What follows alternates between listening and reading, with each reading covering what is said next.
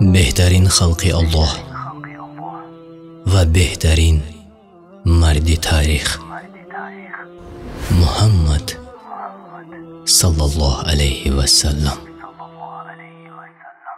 لحظه های آخرین رسول الله صلی الله علیه و سلم. سال نهمی پس از هجرت بود و رسول الله صلی الله علیه و سلم در حجة الوداع که یگانه حج فرضی نموده با یارانش بود رو به اصحابش نموده واسه می گفت و این آیات مبارک هم نازل شد: امروز دین شما را به کمال رسانیدم و نعمتهای خود را بر شما تمام کردم و اسلام را دین شما برگزیدم. ابوبکر صدیق رضی الله عنه چونین آیت به گوشش رسید و به گریه در آمد و به او گفتند: چه چیزی تو را به گریه آورد ای ابوبکر؟ این آیت هم مانند آیت های دیگری هست که به رسول الله صلی الله علیه و سلم نازل می شوند. ابوبکر الله از او راضی باد گفت: این خبری فرارسی مرگ رسول الله صلی الله علیه و سلم است. محمد صلی الله علیه و سلم به سوی مدینه برگشت و 9 روز قبل از وفات بود که آخرین آیت از قرآن نازل شد. از آن روز که بر سوی الله باز می گردید بیمناک باشد، هر کس را پاداش عملش به پرگی داده می شود و ستم نمی بیند.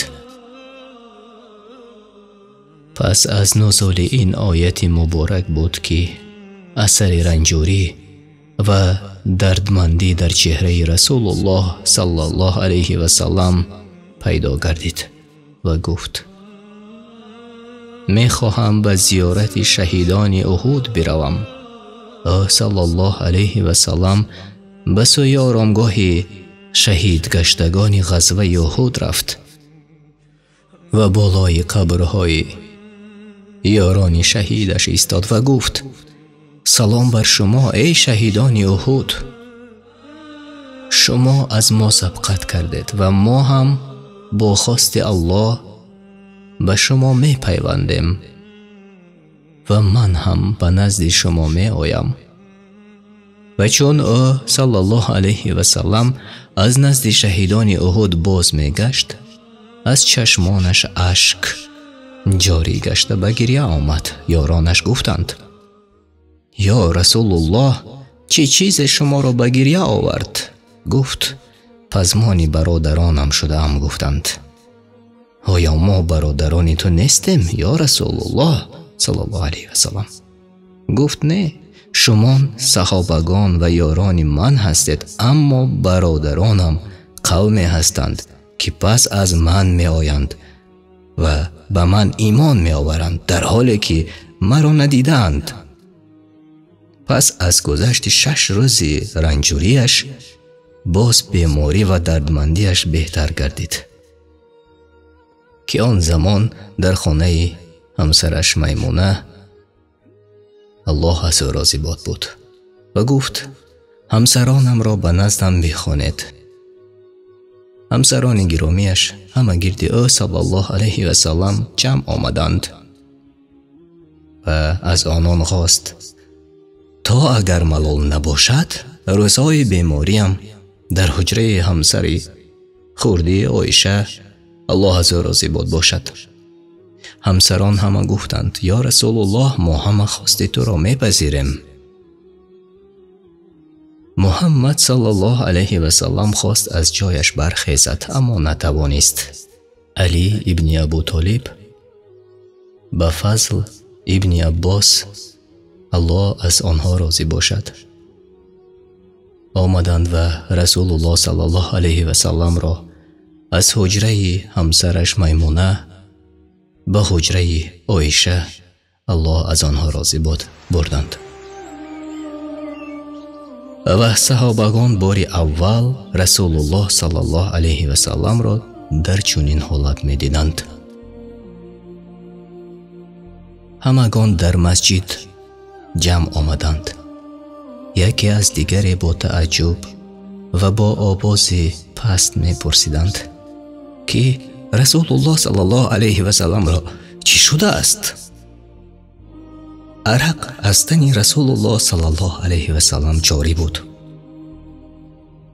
عایشه رضی الله عنها میگوید در زندگیم کسی را ندیده بودم که با چنین شکل عرق از تنش روان باشد.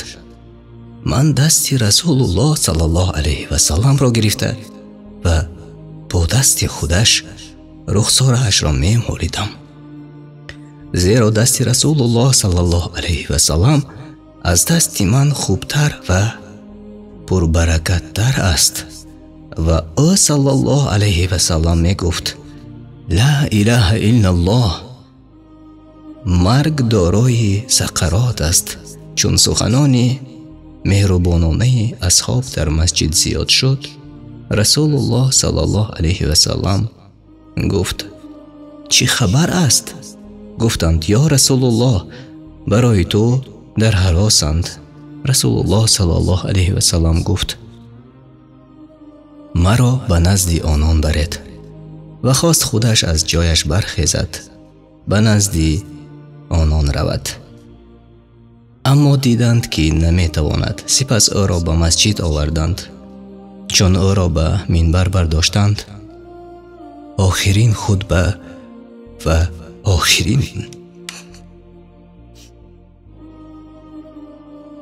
آخرین سخنان خود را به یاران ابراز داشته فرمود ای مردم، چنانی که من میبینم شما از جان من در هراسید. صحابگان گفتند بله همین گونه است یا رسول الله صلی الله علیه و سلم. پس او صلی الله علیه و سلم فرمود ای مردم، وعدگاه ما به شما در این دنیا نیست، بلکه در نزد حوض یعنی حوض کوثر است. سوگند به الله گویا چنان است که من از جایم حوض را می بینم. ای مردم، سوگند به الله من از آمدن فقر بر بالای شما ترس ندارم، اما آنچه که از آن ترس دارم دنیاداری است که شما برای دریافت آن مسابقه میکنید و همانند آنها که هلاک شدند هلاک میشوید. پس از آن رسول الله صلی الله علیه و سلم تکرار به تکرار می گفت شما را به الله قسم می دهم که نماز را هرگز ترک ننماید و فرمود ای مردم، درباره زنها از خدا بترسید. درباره زنها به شما توصیه نیک می فرمایم. این چنین فرمود الله بنده ای را از بندگان میان دنیا و آنچه که نزد اوست گذاشت و بنده آنچه را که نزد الله است برتر شمرد.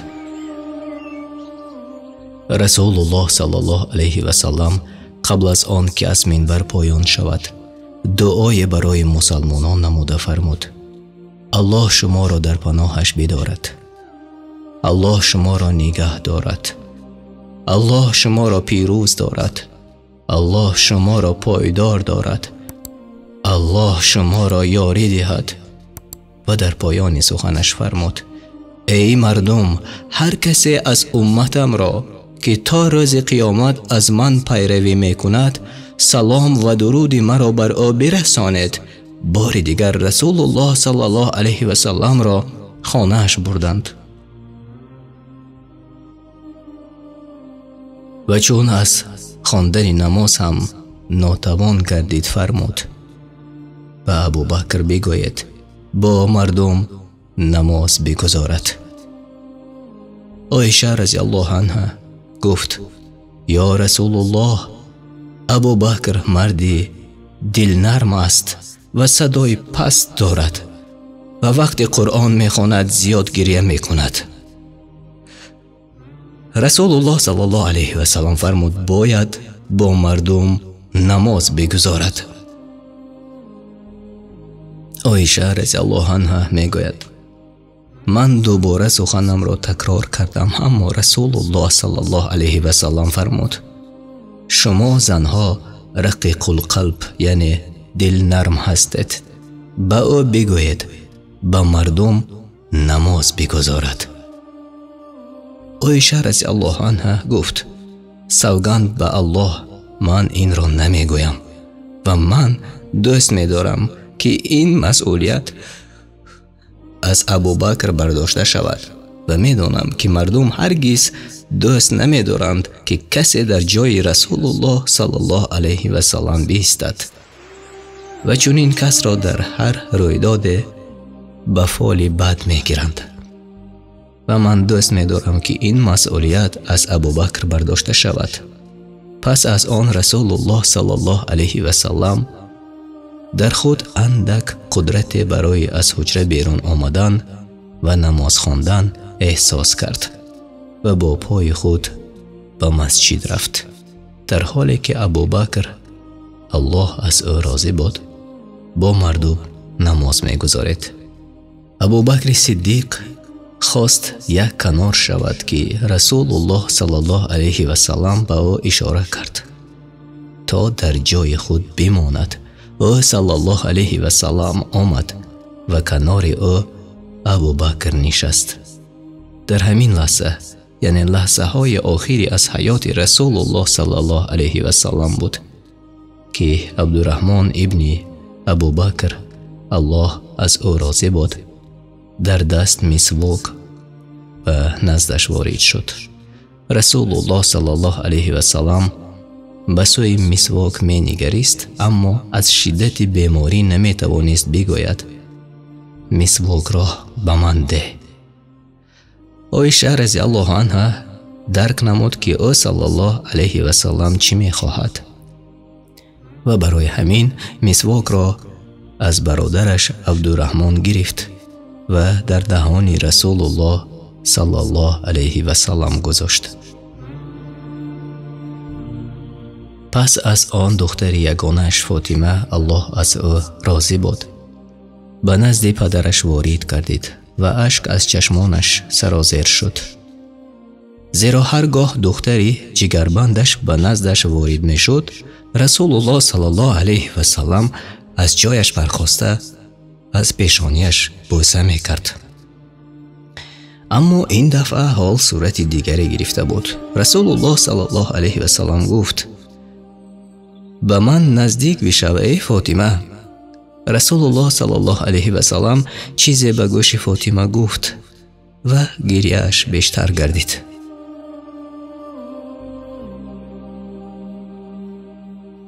و چون رسول الله صلی الله علیه و سلم دید که فاطمه گریه می کند باز گفت به من نزدیک بشو ای فاطمه.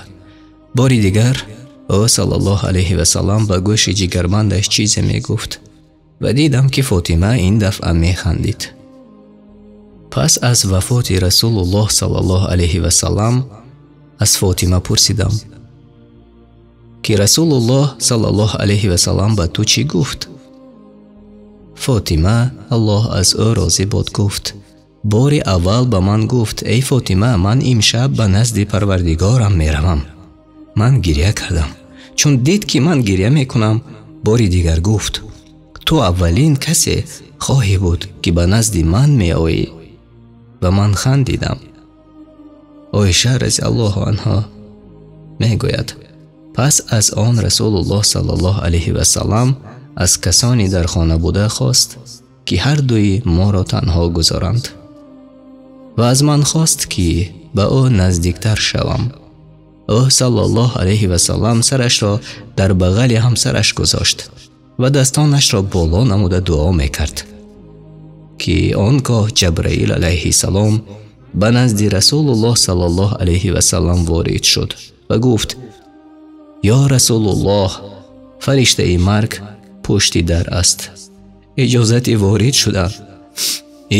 وارد شدن به نزد شما را می خواهد و از کسی قبل از شما اجازت وارد شدن را نخواسته است.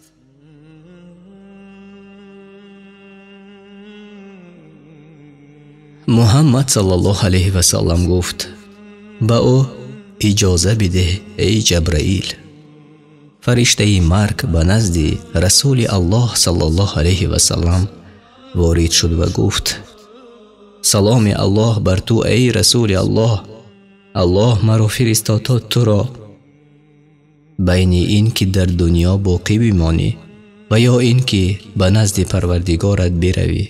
رسول الله صلی الله علیه و سلم گفت: بلکه رفیق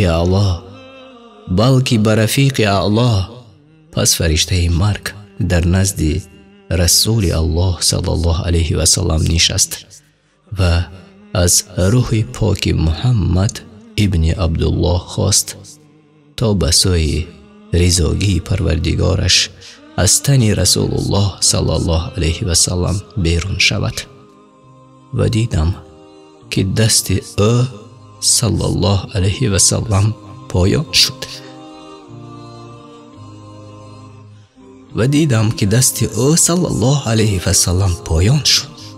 و سرش را در بغلم گذاشته بود. گران شد. این دم دانستم که جان به حق تسلیم نمود. از حیرت نمی دانستم چی کار کنم مگر اینکه در این مسجد را باز کرده و فریاد زنم که رسول الله صلی الله علیه و سلم جان به جان آفرین سپرد. اینجا بود که مسجد همه به گریه آمد. علی ابن ابو طالب الله از او راضی بود از حیرت در جای خود نشست. عثمان ابن عفان به مانند کودکی گشت که از دستش به طرف چپ و طرف راست می کشیدند. عمر ابن خطاب شمشیرش را کشید و می گفت: کسی می گوید که محمد مرده است، سرش را از تنش جدا می کنم. و گفت: تنها او چون موسی علیه السلام که به ملاقات پروردگارش رفته بود برای ملاقات رفته است و خواهد برگشت. اما چون ابوبکر الله از او راضی بود به نزد رسول الله صلی الله علیه و سلم وارد شد، چادر را از روی ایشان یکسو کرد و او را به آغوش گرفت و می گفت: ای خلیل الله، ای صفی الله، ای حبیب الله، ای نبی الله، بعد از این دیگر مرگ را نخواهی چشید.